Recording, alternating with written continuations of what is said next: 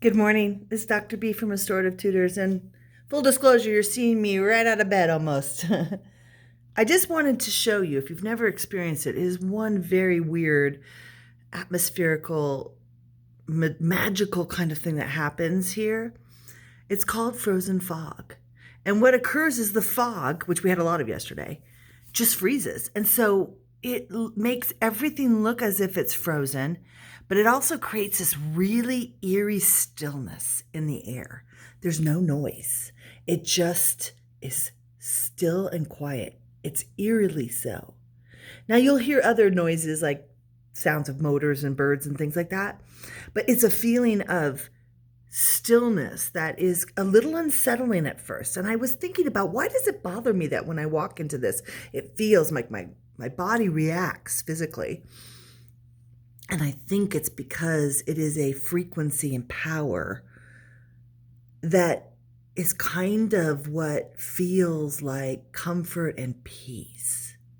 And I know that seems weird that I would equate comfort with something that looks and feels kind of cold, but yet is in one way connected to my body in a way that my body responded to the frozen fog. It responds to it every time I go out of it.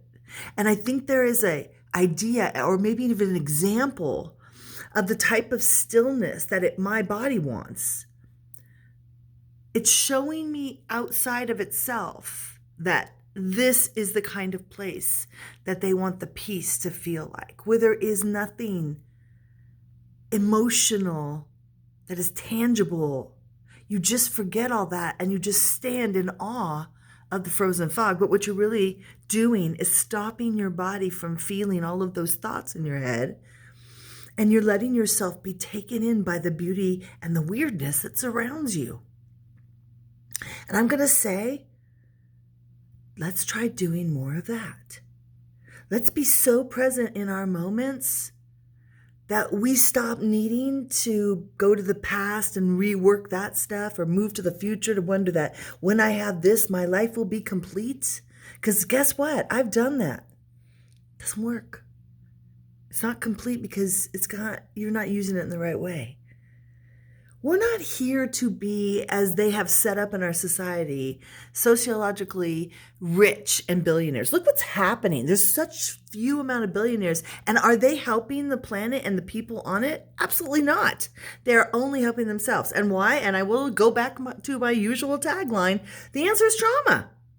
Because these are traumatized individuals. Most of their background, if you look at it quickly, not a deep dive like I've been doing, most of them have absent fathers, or fathers they can never live up to, or fathers that did things that were irreputable, like they were con men. These men are still little boys in their souls.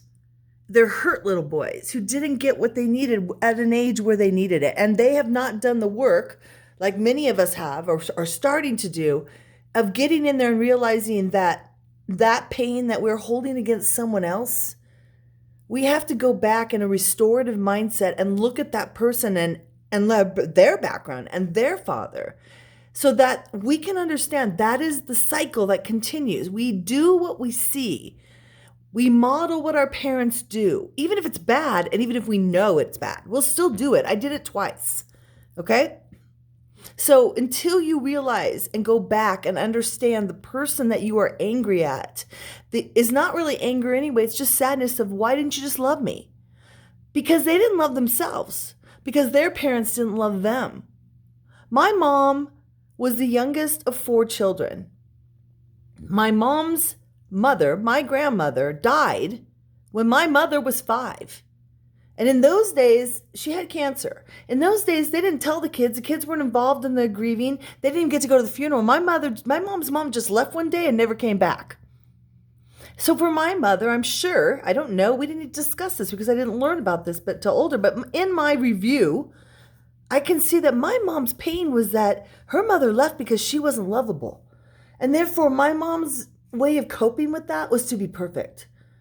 Everything my mom did was perfect. And if it wasn't, she didn't show it and she didn't use it. And guess what? She used to make all my clothes. She would also make clothes for herself, but every time she made an outfit for herself, what I always thought was amazing, she would say there was something wrong with it and she would never wear it. So understand that when we are children, we take on the pain of our parents, and it is just a cycle that keeps continuing until we heal ourselves, until we break the cycles.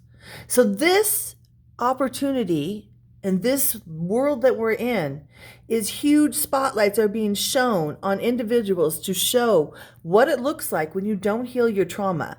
Then you need to control the world. And if you need me to show you a historical reference, go to Adolf Hitler. His father was incredibly taxing on him, beat him all the time. He was a mama's boy. His mama was overly loving.